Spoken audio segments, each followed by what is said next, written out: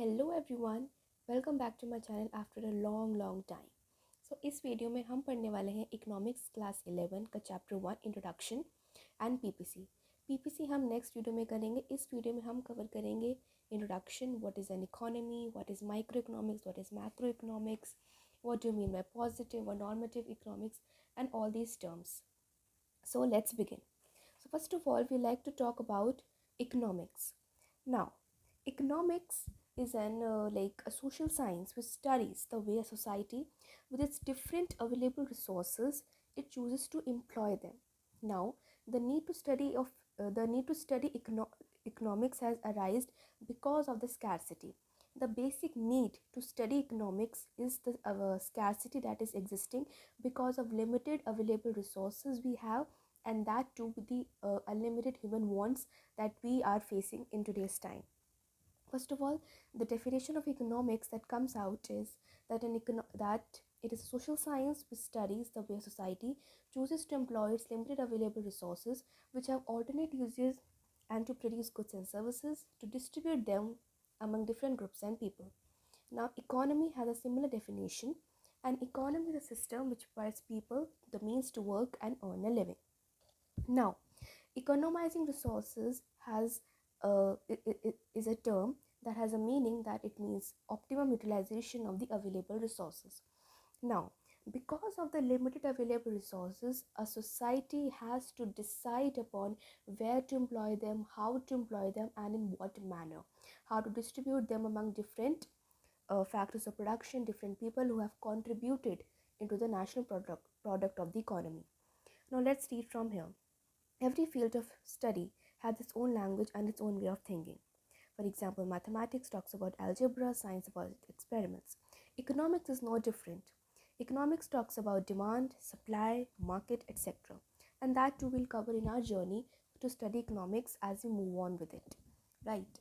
So the basic definition of scarcity is that the limitation of supply in relation to demand for a commodity. Now, the human wants are unlimited, they are differing in urgency, which has led to problem of making choices among the economy because the resources are limited and they can be put to many uses. Also, this combines the problem of making choice, which in turn give rise to economic problems, or the central problems of an economy, which we call. Now let's look at the central problems of the economy. The first central problem of the economy that comes out is what to produce and in what quantity. Now, this is also referred to as a problem of resource allocation. Now, because the resources are limited, an economy has to decide upon which goods are to be produced and which are not to be produced, because an economy cannot produce all the goods.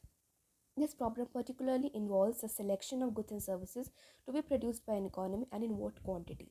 Now, it is based on twofold decision, like what goods are to be produced. First of all, wartime goods or civil goods, like normal consumer goods. Also, after deciding what type of goods they will be producing, then they decide upon in what quantity they are to be produced. Much importantly, civil goods include the normal goods like rice, wood like consumer goods, or capital goods like machinery, equipment, etc.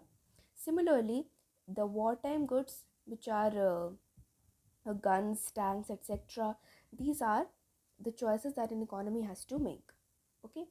Next, we have the problem. Next, we have how to produce. How to produce refers to whether we will be using labor intensive, which is more labor or less capital, or capital intensive, which is more capital and less labor. Now, as we know, in our country, India, we have abundance of labor, and that too at a very cheap rate. So, obviously, we as India will be deciding to employ more of the labor, whereas some of the developed countries like US and all, they are preferring the capital intensive because they are having more of the capital, they are more advanced, their infrastructure is well developed, and they are lacking in labor. That too it becomes one reason why they are not preferring for the labor. So this problem says that how to produce, how are we deciding the techniques to produce our product. First of all, if an economy chooses to employ labor, then it is using the better its manpower in a better way. On the other hand, if it chooses to employ the capital, then it is improving the infrastructure of its country.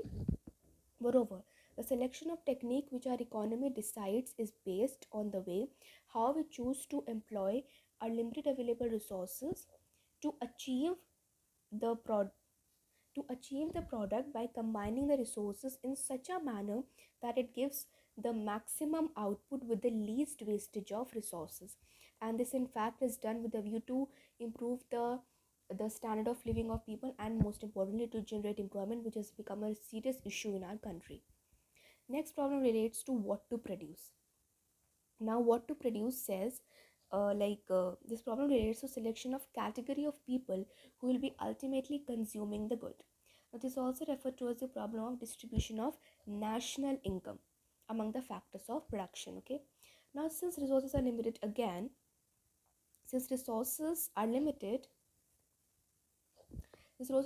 an economy cannot satisfy the wants of its people, like all the wants of its people. So an economy decides upon the paying capacity of the people, which in turn is decided on the income of the people. So here we have two distributions, which is personal distribution and functional distribution. Personal distribution is how national income of an economy is distributed among the different groups of people, and functional, which involves how the factors of production are having the share in the national product of the country.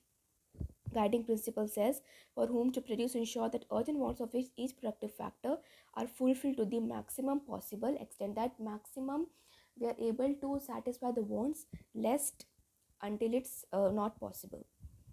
For this, how to produce guiding principle says combining factors of production so that maximum output is produced at minimum cost using least scarce resources. That's what I told. Now next, we talk about the difference between microeconomics and macroeconomics. Now by the name only we can see that micro means one and macro means a big one. Micro means small, macro means big. So meaning here is that microeconomics is that part of economic theory which studies the behavior of individual economic units of an economy. So that's very clear from the meaning itself. And macroeconomics is that part of the economics which studies the behavior of aggregates of the economy as a whole. Now, microeconomics is the one which studies as a part, and macroeconomics is the whole. In class 11, we'll study only micro, and macroeconomics comes in class 12th. The tools of this microeconomics are demand and supply, which we will be studying in the further journey of this economics. And for my macro, it's aggregate demand and aggregate supply. The basic objective of each of these. Microeconomics aims to determine the price of the commodity or factors of production, and macroeconomics determines the income and employment level of the economy.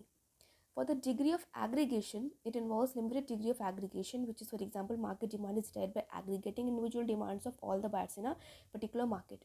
Now all these things we'll be studying in the further so इसमें हम they are saying कि it involves limited degree of aggregation, because we say individual demand is demand by the one person, and market demand is the demand by all the persons. So they say that market demand is derived by the summations of all the individual demands.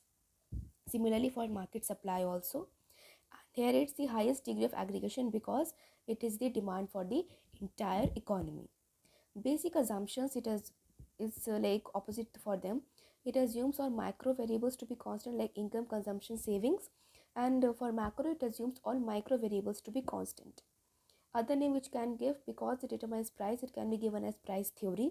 For macro, because it is employment and income level, then it becomes the income and employment theory. Example as already done, micro individual income, individual output.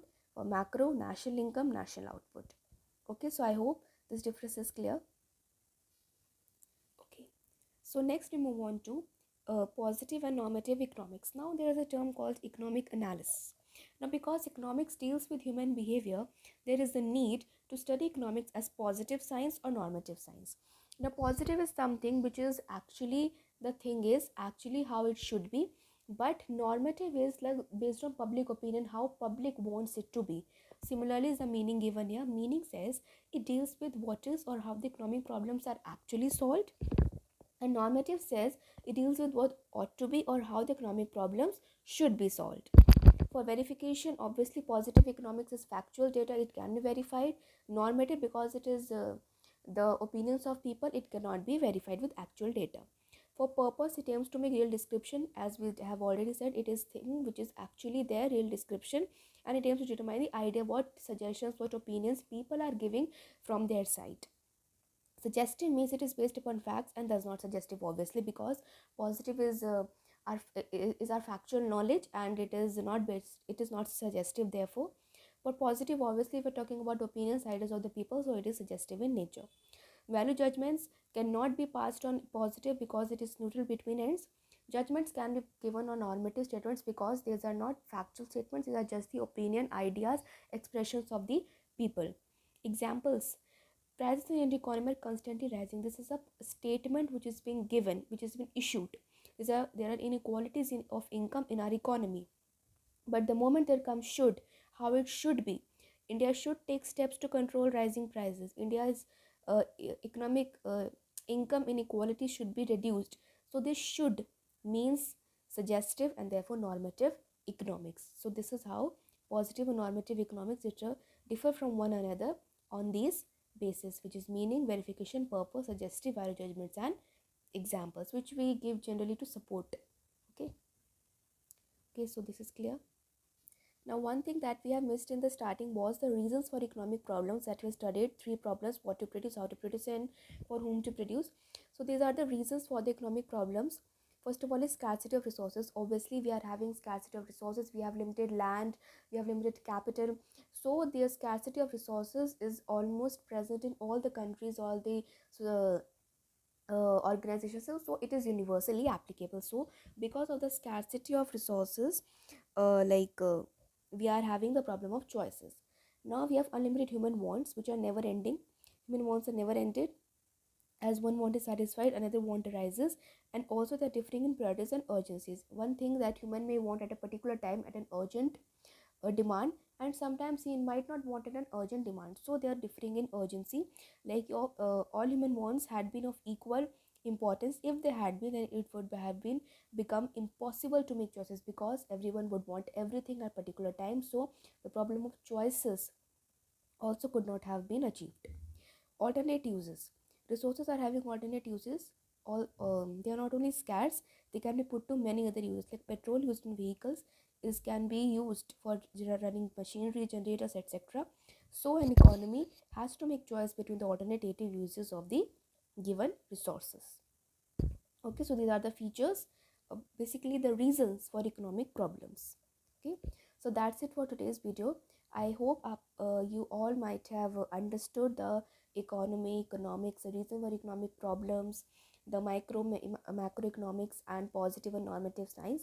So in the next video we will be covering the PPC, production possibility frontier, the opportunity cost, and whatever calculations and the PPC we have to how to draw it. All the things we'll be covering in the next video. So till then, stay safe, keep studying, and don't forget to like, share, and subscribe my channel if you find this video helpful. Bye bye and all the best.